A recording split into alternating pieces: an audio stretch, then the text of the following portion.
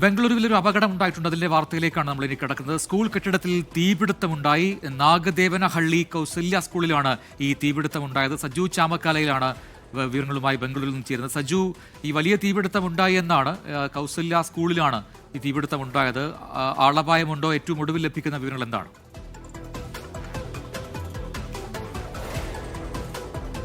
പ്രജിൻ, രാവിലെ 10 മണിയോട് കൂടിയാണ് ഈ സ്കൂളിലൊരു തീപിടുത്തമുണ്ടാകുന്നത്. ഇപ്പോൾ തീ പൂർണ്ണമായിട്ടും അണച്ചിരിക്കുന്നതാണ് ഇപ്പോൾ അഗ്നിശമന സേന അറിയിച്ചിരിക്കുന്നത്. 3 യൂണിറ്റ് അഗ്നിശമന സേന നാഗനഹള്ളിയിലേക്ക് എത്തിയാണ് ഈ തീ പൂർണ്ണമായിട്ടും അണച്ചിരിക്കുന്നത്. PTA മീറ്റിംഗ് നടക്കുന്നതിനിടയിലായിരുന്നു ഈ ഒരു തീപിടുത്തം ഉണ്ടായത്. ഷോർട്ട് സർക്യൂട്ടാണ് തീപിടുത്തത്തിന് കാരണമെന്നാണ് ഇപ്പോൾ പോലീസ് വ്യക്തമാക്കിയിരിക്കുന്നത്. എന്തായാലും ഇപ്പോൾ സംഭവത്തിൽ അന്വേഷണം ആരംഭിച്ചിട്ടുണ്ട്. നാഗദേവനഹള്ളിയിലെ കൗസല്യ സ്കൂളിൽ രാവിലെ 10 മണിയോട് കൂടിയാണ് തീപിടുത്തം ഉണ്ടായത്.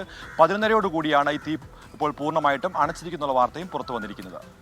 ദൃശ്യങ്ങൾ മനസ്സിലാവുന്നത് വലിയ തീപിടുത്തം ഉണ്ടായി എന്നുള്ളതാണ്. ആർക്കും പരിക്കുകളില്ല എന്നുള്ളത് ആശ്വാസമാവുകയാണ്. ഷോർട്ട് സർക്യൂട്ടാണ് ഈ തീപിടുത്തത്തിന് കാരണം എന്നാണ് പ്രാഥമികമായി ഉള്ള നിഗമനം. സജു ചാമക്കാലയിലാണ് വിശദാംശങ്ങൾ നൽകിയത്.